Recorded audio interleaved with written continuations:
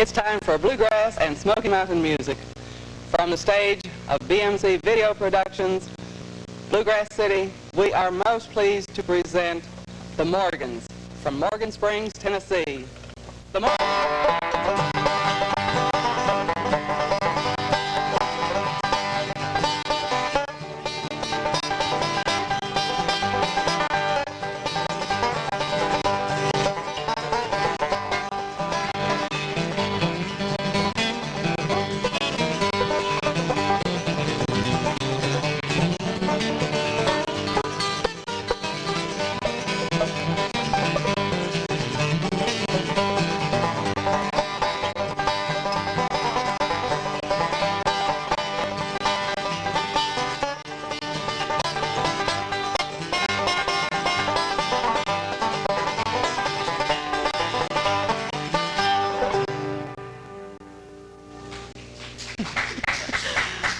Hello, it is nice to be here to do this show for you today. I'd like to introduce everybody just real quickly. I'm going to introduce the banjo player, Sam Vance from down at Dayton, Tennessee.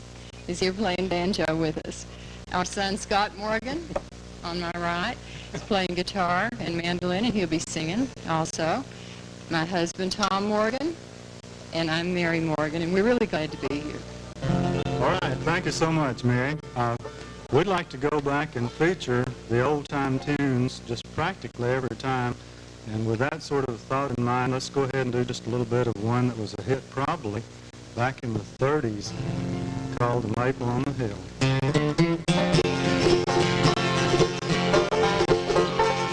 Near a quiet country village stood a maple on the hill. There I sat with my Janetta long ago. The stars were shining brightly, we could hear the whippoorwill as we sat beneath the maple on the hill. We would sing love songs together when the birds had gone to rest.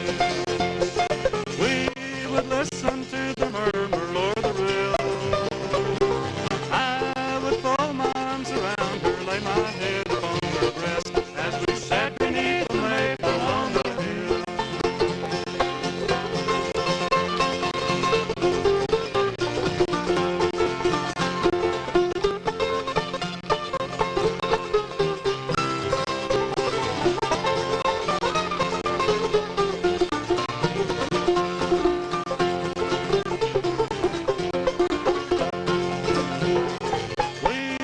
Getting old and feeble and our hair is turning gray.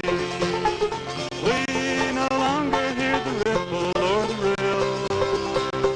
Still I love you, little darling, as I did those starry nights when we sat beneath the maple on the hill. I will soon be with the angels on that bright and peaceful shore. Even now I hear them coming over the rill. Still I love you, little darling, as I did those starry nights when we sat beneath the maple on the hill.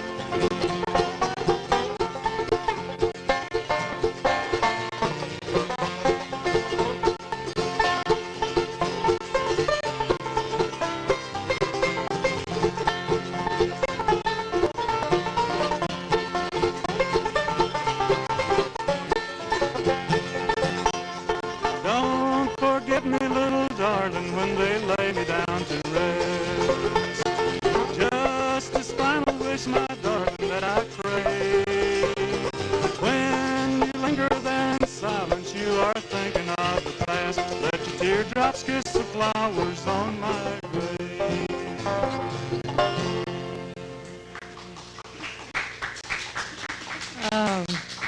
You know, Tom, I made a terrible oversight just a moment ago.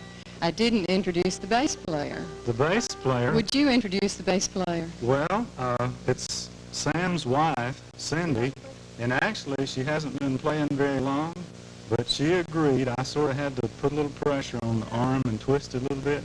She agreed to come up here and play bass for you folks. She's doing a fine job. Doing a fine job. We're proud of her. Yeah. Scott has his little mandolin, and in fact, that's an instrument that we built for him. a couple of years ago. But we'd like to call on him right now to play an instrumental for you called The Temperance Reel.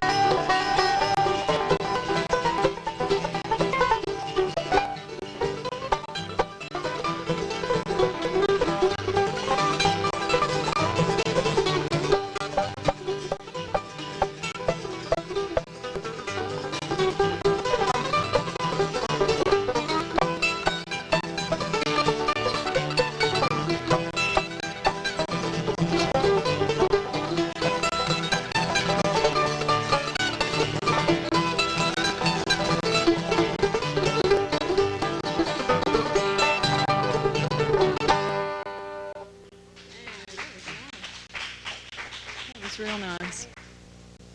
Well, we're going to do a tune for you now that's on our latest album, which was released when, Tom? About a month ago. Just about a month Yeah, ago. brand we new got our album. first copies.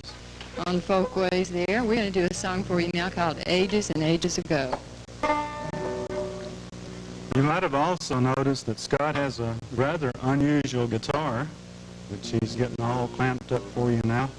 It's one that he built himself, and we could even tell a little bit of a story about how he came to build that. I guess he saw that same shape of guitar in a museum at the Martin Guitar Company in Nazareth, Pennsylvania, and when he decided it's time to build one, he built one, not the same size, but the same shape.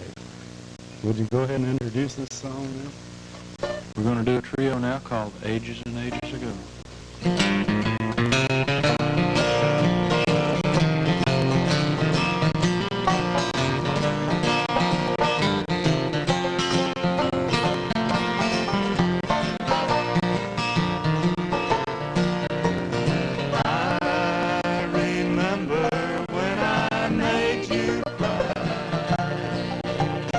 Ages and ages ago.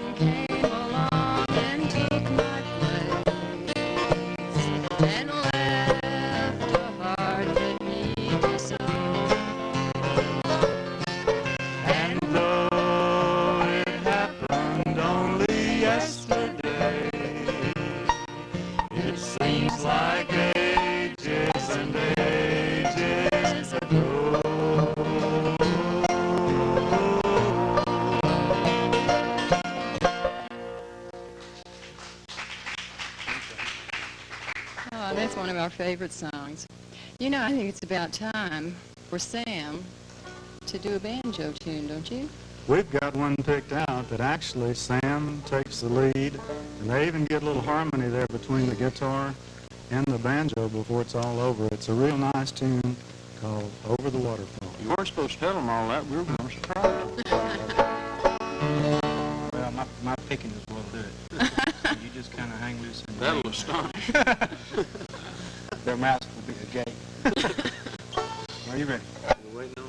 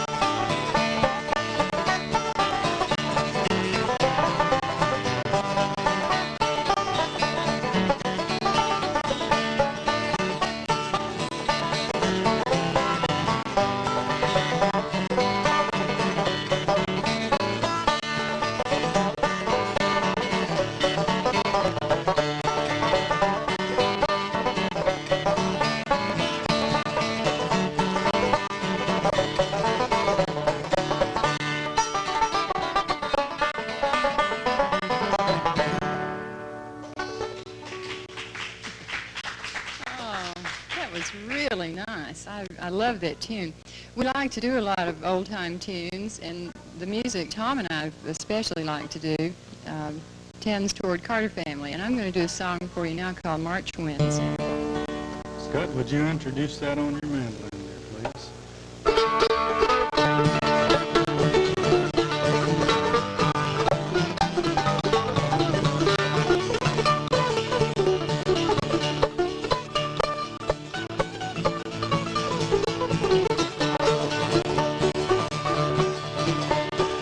My mama told me long years ago, don't ever marry a boy that you know won't give you money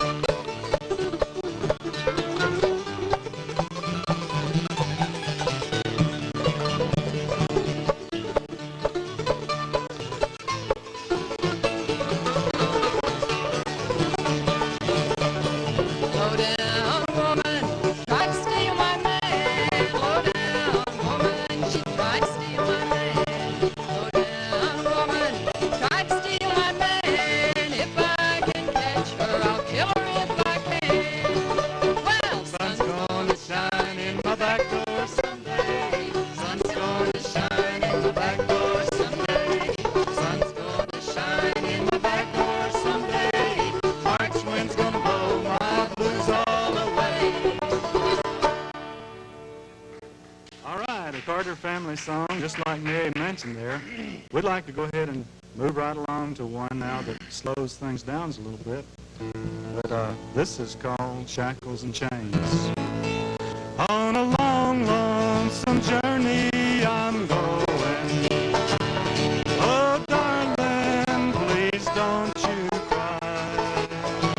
For in shackles and chains they will take me to a prison to stay till I die. And at night through the bars I will gaze at the stars and long for your kisses in vain. A piece of stone I will use for my pillow while I'm sleeping in shackles and chains.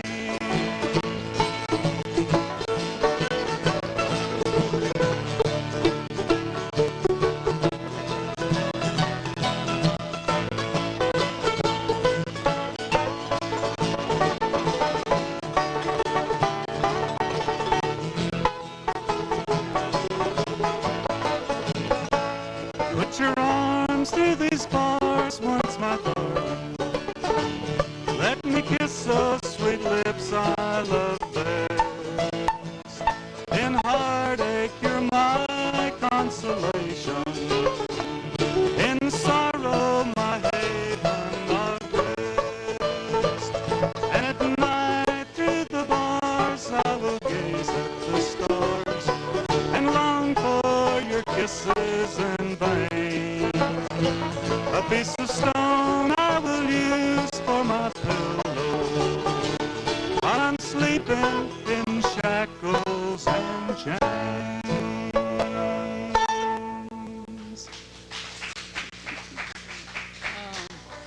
That's a good old tune.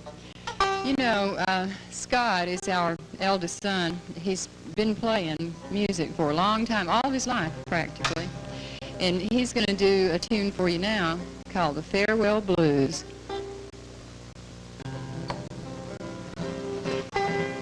This is a tune also on that album that you did a very nice job on, and I'm expecting another nice job right now. Don't get your hopes up.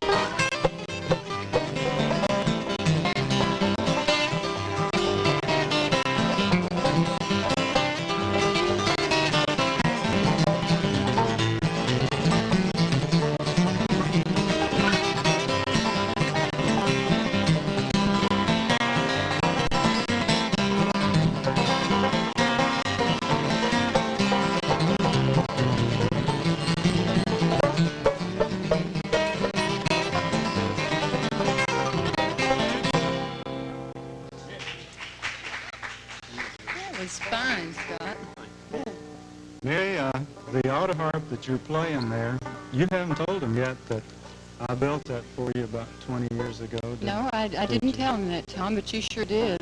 You sure built this auto harp. In fact, it was one of the first two that you made. Right.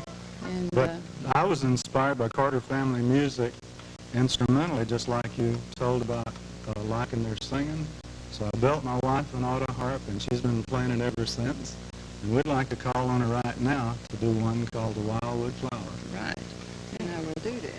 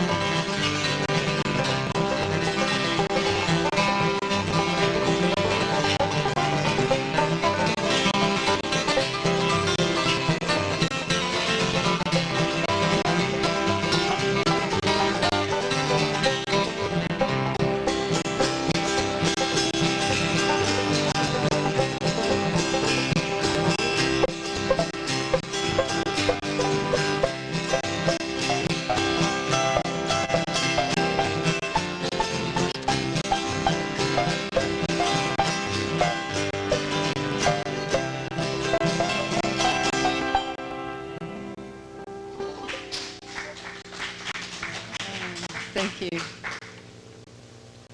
Scott's time on the program one more time, but this time, instead of picking, like he's been doing a real nice job on both the guitar and mandolin, we'd like for him to sing a song that's from our new Folkways album entitled Are You From Dixie? I think everybody here, or even in the listening area, viewing area, could sympathize with that theme, couldn't they? You say that's my good.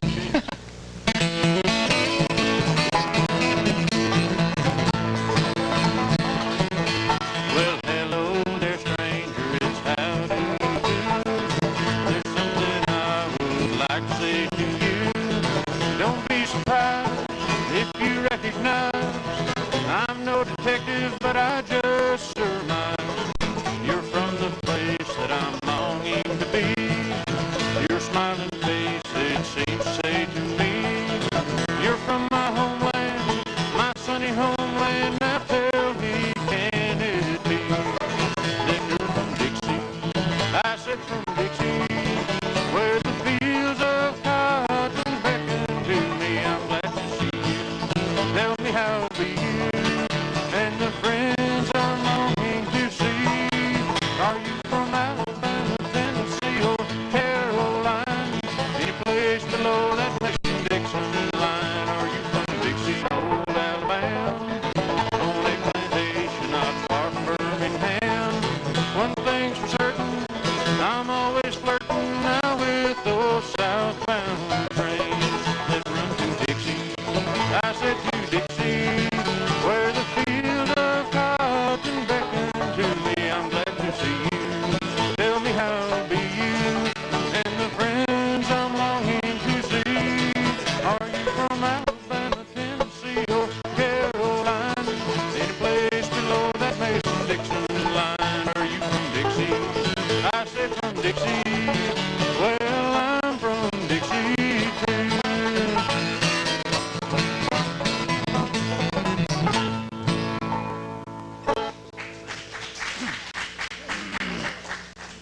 We'd like to call on Sam Vance one more time. I tell you, this is a young man from over at Gordonsville, Tennessee, that we appreciate him a lot.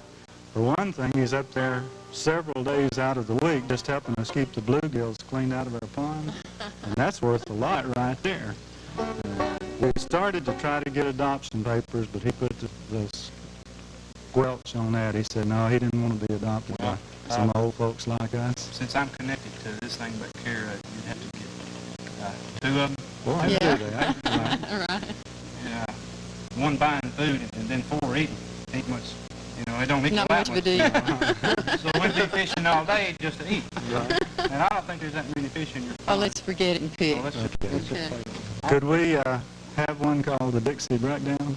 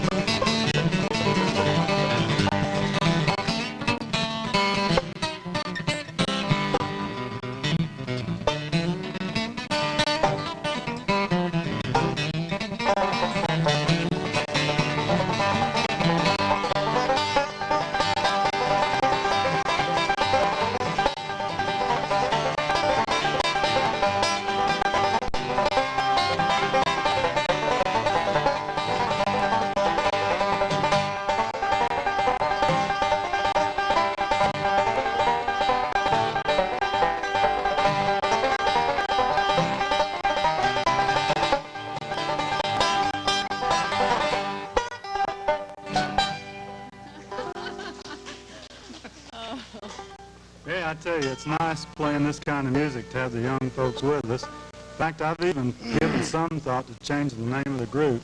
We could call it Mom and Pop and the Kids, but that would sound a little too much like somebody else that's already used the name. Oh, really? Well, let's don't do it then. With my philosophy, though, right at this time, I'd like to sing a song that sort of tells it like it is, where I'm coming from, and who I've been. I hope y'all are ready for this. They say the love bug will get you at the age of 43. I'm not telling my age, but someone's got a hold of me. I'm just craving some love in the old-fashioned way. Honey, lend an ear and listen to what I have to say. Why don't you all up and love me one more time? Why don't you Squeeze me until I'm turning blind. You don't Cuddle up and love me like I want you to do. I'm gonna fall off and die over you.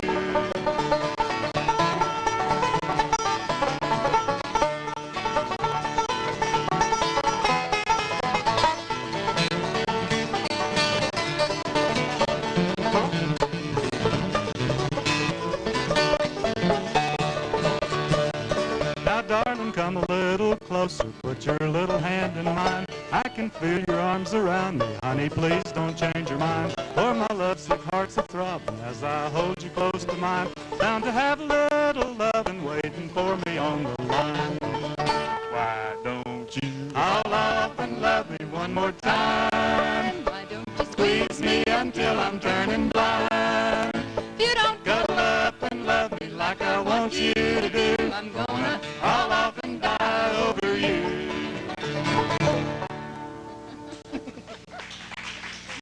Oh, it's a fun song to do. You know, we always like to do a gospel song on the show. And Tom, do you sing this song with Scott? I get to help on the chorus. Scott Okay. sings the lead and the tenor on the chorus. And we even have a third part from our young friend over here on the left. So here we Okay. go with Where the Soul of Man Never Dies.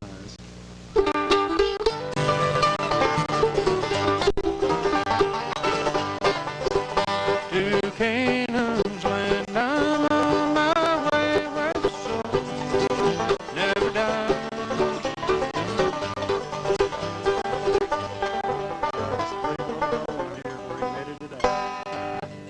Oh, my mistake. Forgot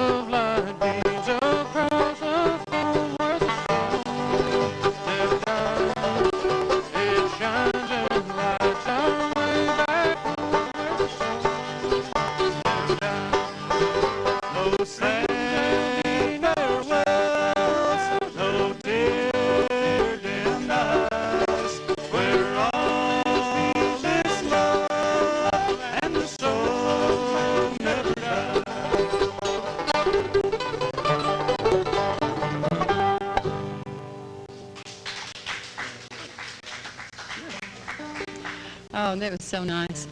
We're going to finish out the program with a speedy little number here. We don't have a fiddler, but we can do this one anyway, I believe. Don't you, Scott? The Orange Blossom Special. All right, here we go. Look yonder coming, coming down that railroad track. Look yonder coming, coming down that railroad track. It's the Orange Blossom Special, bringing my baby back.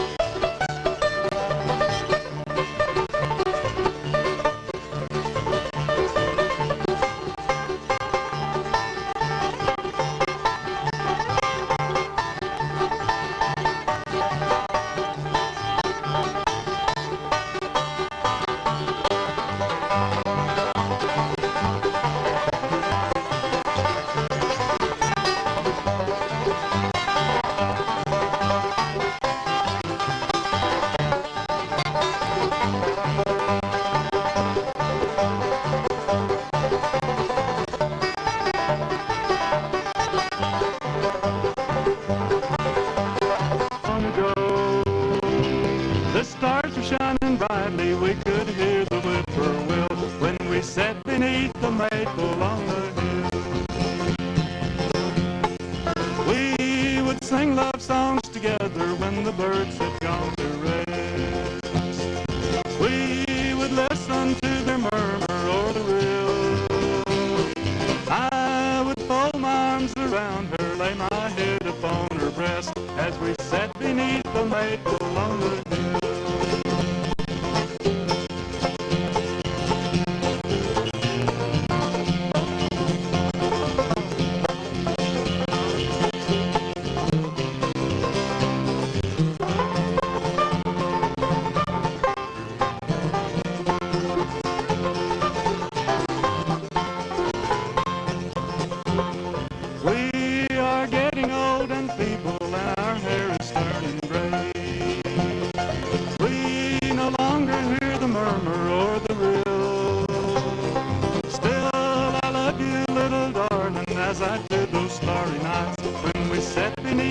maple on the hill.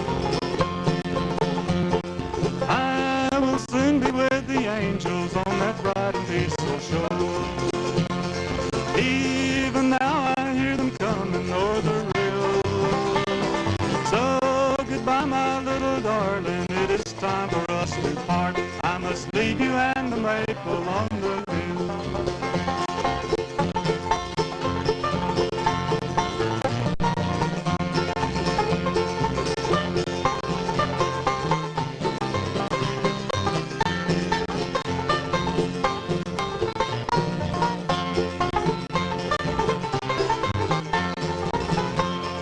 Don't forget me, little darling, when they lay me down to rest.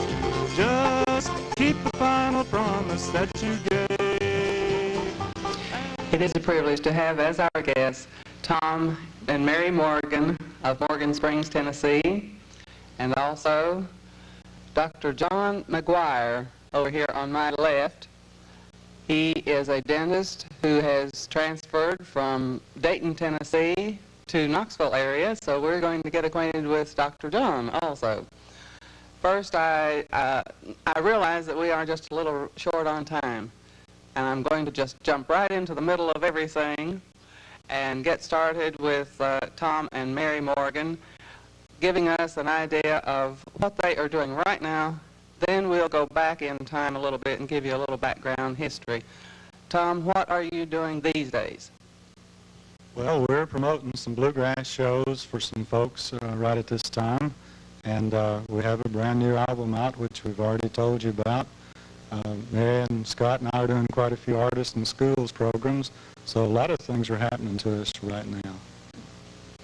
And Mary, what is your contribution to today's music? Oh, I'd say just about everything.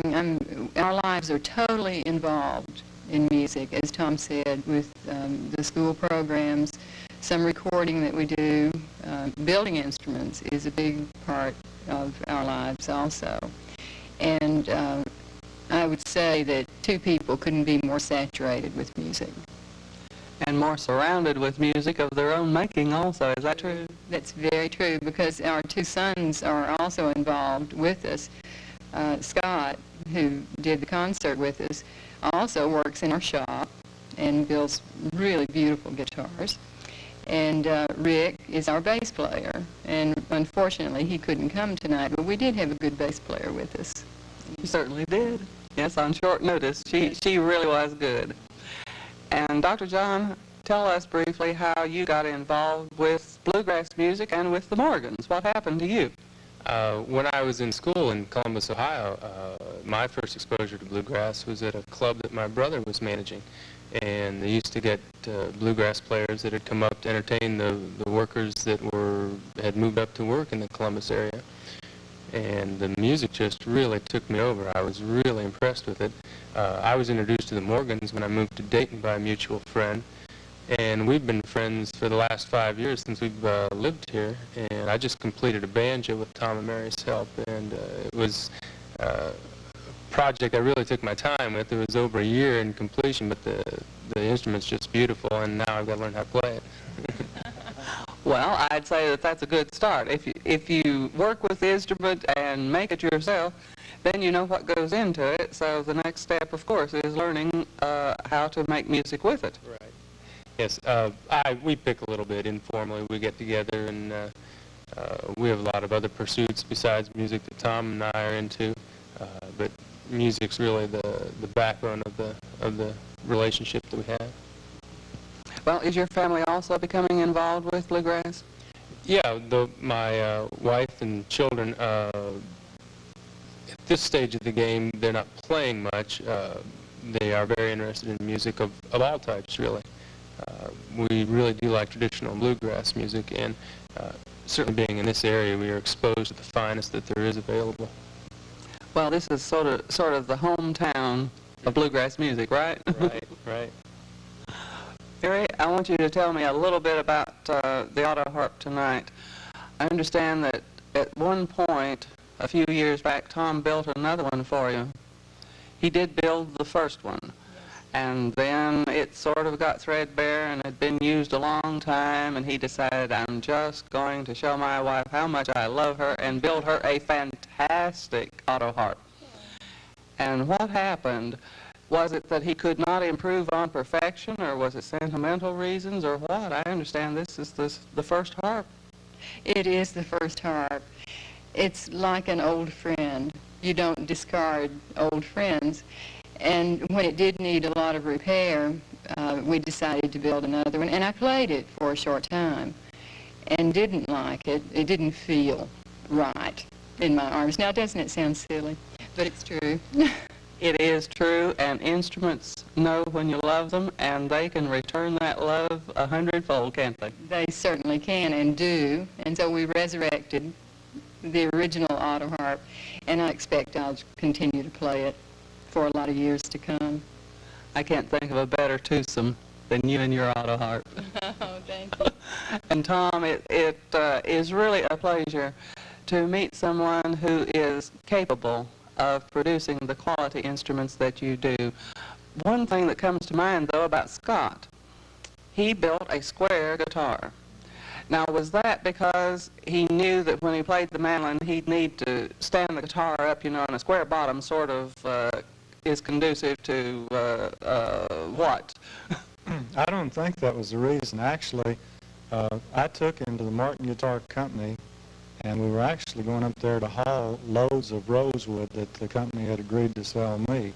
So we got a little tour of the factory just while we were up there, and he saw one of these in the museum, but it was a very small guitar, and they called it a coffin body or a mountain-style guitar.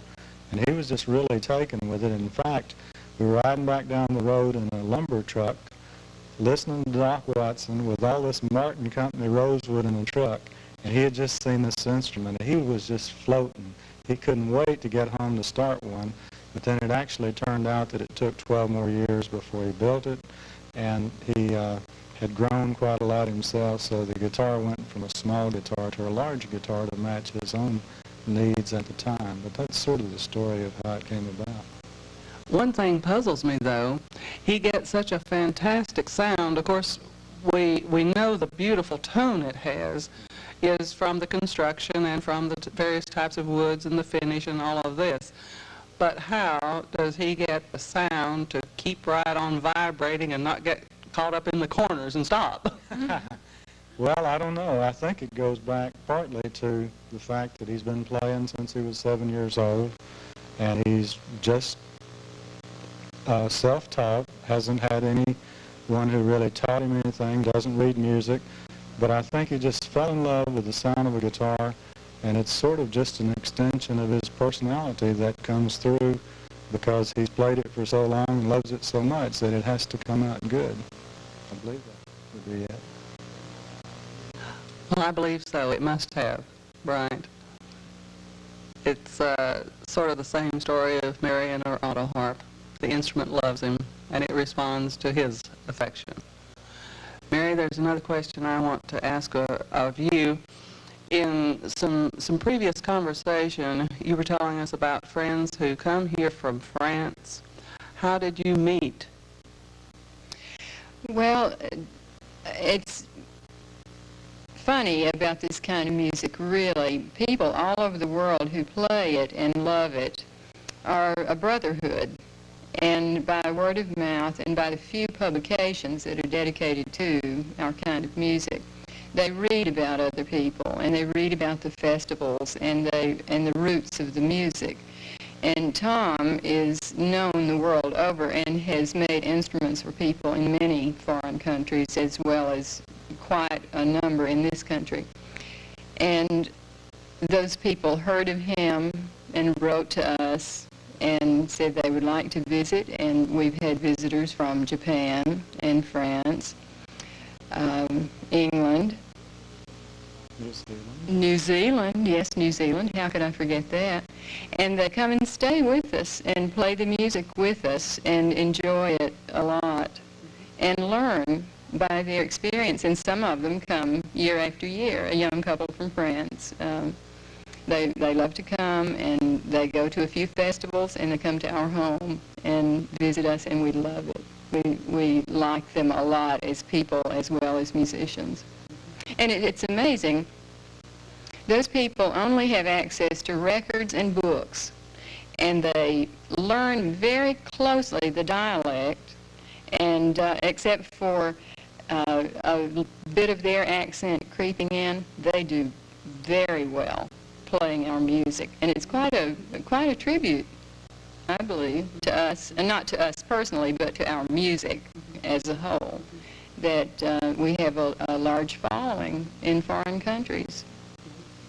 Well, my understanding is that you devote a great deal of time to playing our music and giving some of the historical background of our music as well as our instruments and the musicians who have developed the music to this point in schools throughout Tennessee, Georgia, what area? Do these friends, when they come to visit and participate in local activities, do they also appear in the schools with you and broaden the children's enlightenment?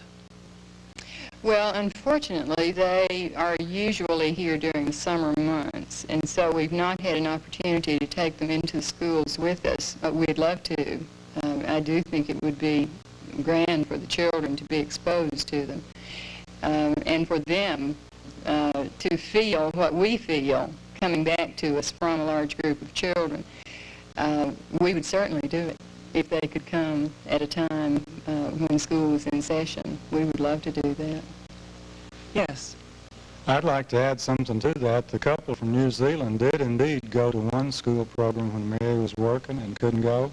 It happened to be a special item, but they also helped us with a couple of bluegrass festivals and even went to the Tennessee State Museum and played a function where some, I've forgotten exactly the kind of group, but it was a state legislative kind of meeting from all the different states met in Nashville, and those folks were kind enough to go over and help us play there.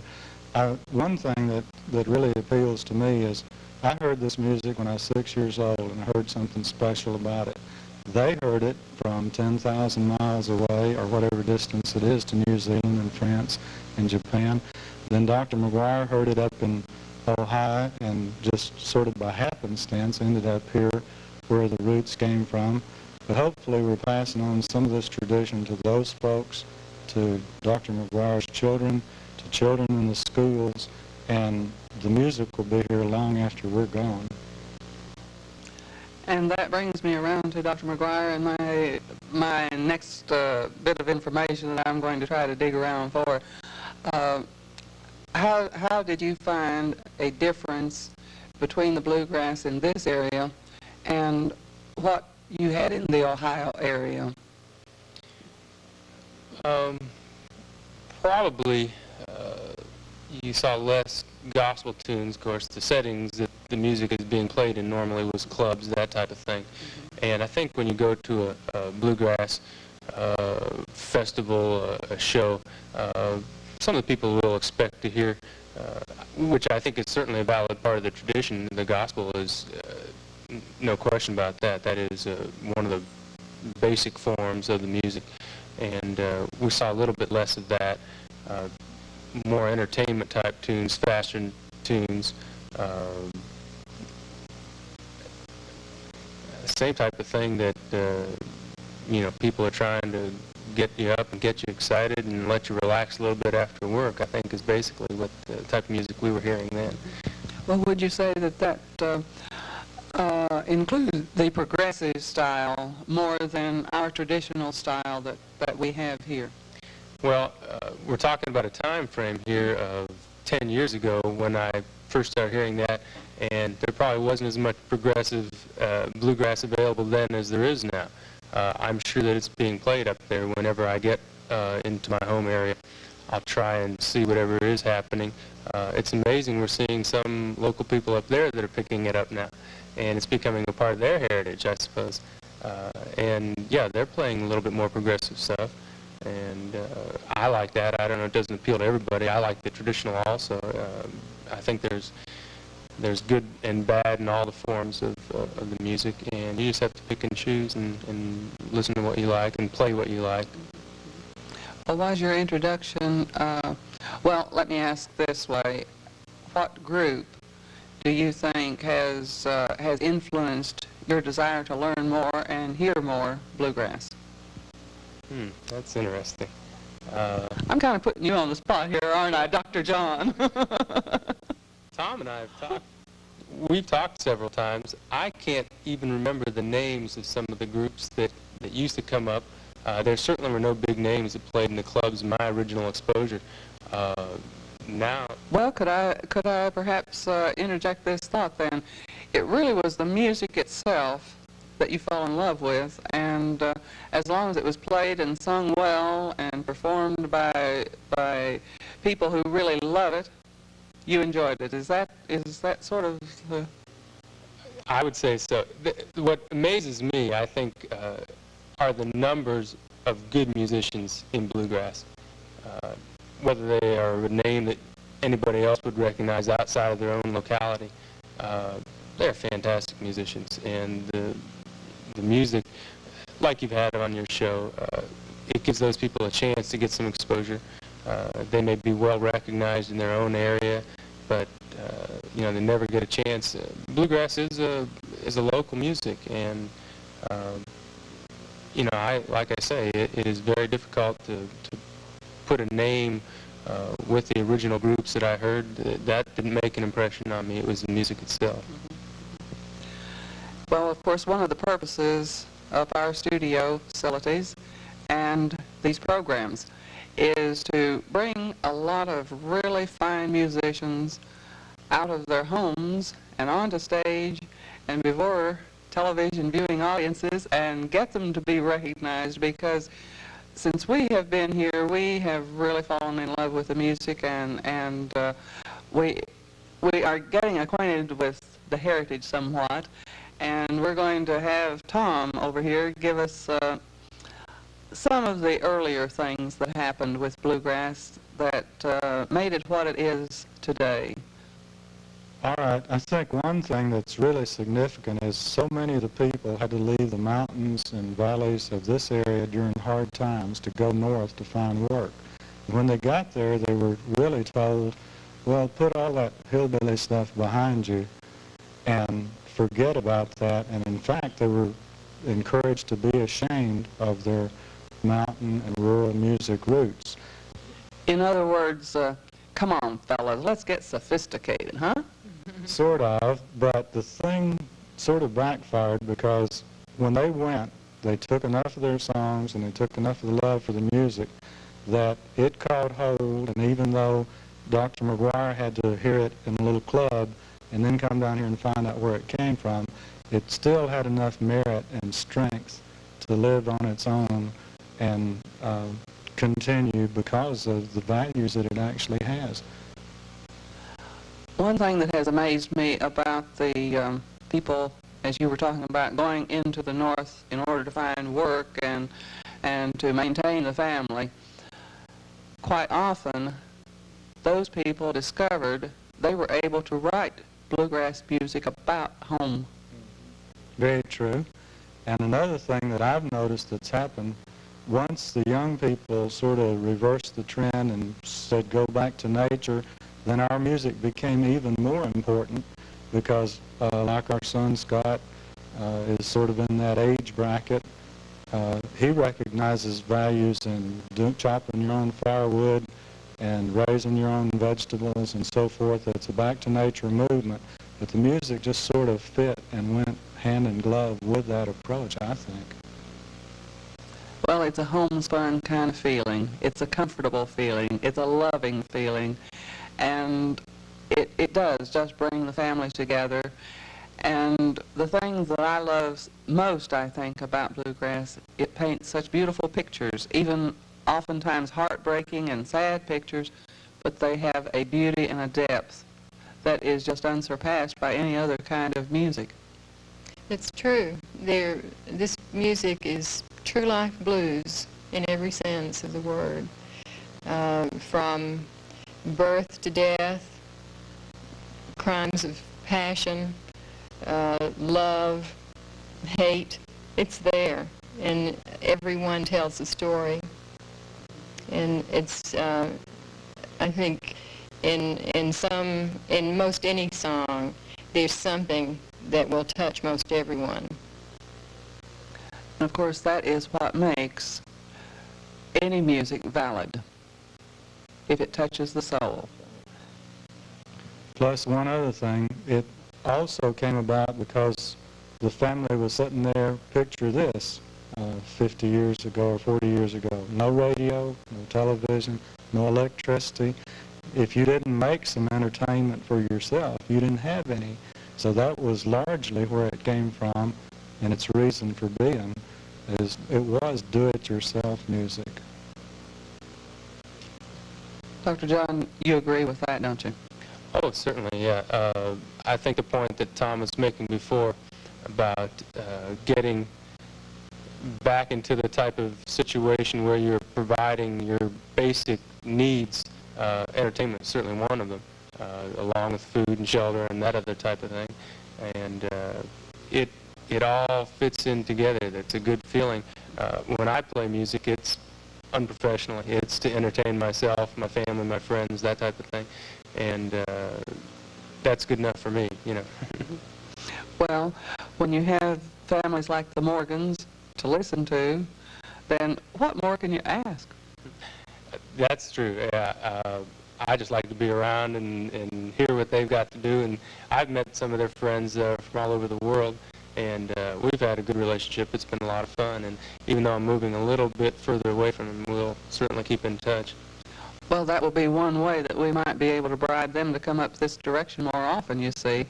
Instead of them losing one, we'll gain maybe about 5. That's a good idea, right. Give us a little bit of your ideas of what the future might hold and what your aspirations are. Well, we want to continue doing what we're doing now, maybe more of it, to make an impression on youngsters. And I seem to keep coming back to that, but it's a very important part of what we do, of the music we do.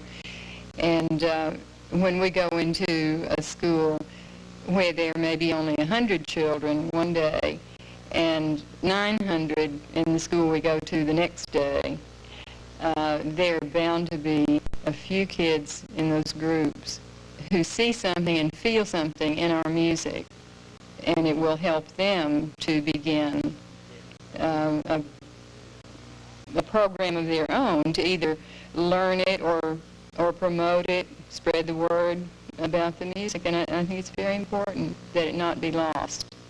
That's true, because there were a number of years, weren't there, Tom, that, as you were talking earlier, the sophisticated movement sort of shoved bluegrass into the background, and I just think it's a remarkable job that you and Mary are doing, and your family and friends, in promoting and keeping alive the bluegrass music and the feeling and the instruments. I'd like for you to tell us a little bit more about the shop you have. You sell music, you make instruments, you sell recordings, you make recordings. Give us a little bit of that before we have to go. Okay, you mentioned the fact that we sell recordings. I'll go ahead and display 2 albums. One is music from Morgan Springs that we cut about 5 or 6 years ago. And I'm proud of this because it has an interview with a friend of ours named Johnson Swafford, who grew up on our mountain and never left and went off anywhere. But this man just tells how things used to be and gives the history on the as the liner notes for the album. Of course, that was before Mary and I were fortunate enough to have Scott come back and start working and playing with us, and then later Rick started playing bass for us. But more recently, the album that I have in the other hand, Folkways recording, deals with material, right, that I cut with some help from Red Allen and Frank Wakefield, Bill Emerson, Carl Nelson, and Kenny Haddock in 1963. So that had been held back and never released, and that was the basis for one side of the album. whereas I was able to take Mary and Scott and Rick and Dr. Cullis from Chattanooga to play banjo and have the fresh side of actually what we're doing right now pretty much. So it gives the overview of what we used to do and what we do now in one album, so we're proud of that one too. You asked more about the shop. We do build mandolins, auto harps, and banjos, and then Scott builds his own guitars. So we have quite a lot going there, and people bring us a banjo or a guitar or even an electric bass where the neck gets broken off and say, can you fix this and salvage it and keep it going for a while longer? So we do that too. But we do have a lot of varied activities in the workshop. Well, Mary, are you the money keeper and the hostess and the friend maker, or perhaps do you do some composing? Well, no, I don't do any composing at all, and I'm probably some of all those things you mentioned, but I actually get in the shop and work on the instruments, help Tom build the instruments. It's really combined effort. So that I can't say that I have one job and Tom has another, because we both do everything Trade-off. that's to be done. So, and it's truly a family affair. Well, it's beautiful that the family is also talented and so cooperative and well organized. And of course, that is what makes any effort a success. Well, I agree with that. We have a lot of freedom, it seems, to pursue the things that we enjoy immensely, like meeting you and all the people who've been here in the studio. And we're very grateful for that. Well, we certainly appreciate the opportunity of meeting and talking with you, getting to know more about the Morgan family. I know that the viewing audience has heard a great deal about the Morgan family, and some of them may know more about them and have known them longer than we have, but I don't think any of them could really appreciate them any more than we do. And it has been such a pleasure for us to have Tom and Mary Morgan and Dr. John McGuire. We are just looking forward to getting better acquainted with you, especially because